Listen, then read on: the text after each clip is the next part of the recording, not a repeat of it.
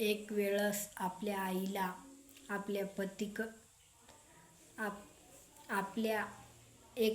आपल्या आईला तिच्या मिस्टरकडून नाही जरी सुख भेटलं तरी पण ती आपल्या मुलासाठी सुख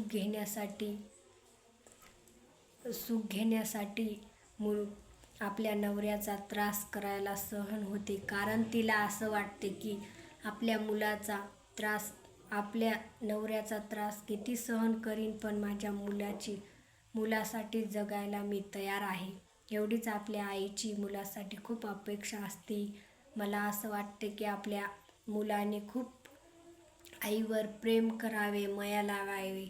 कारण ती आपल्या मिस्टरसाठी पण जगण्यासाठी तयार होत नसती, पण आपल्या मुलाची अपेक्षा तिला अशी वाटते की माझ्या मुलाने मला जगवावं आणि चांगलं माझ्यासोबत राहावं. ही खूप अपेक्षा आपल्या आईची एक असते. ती एक आई आहे.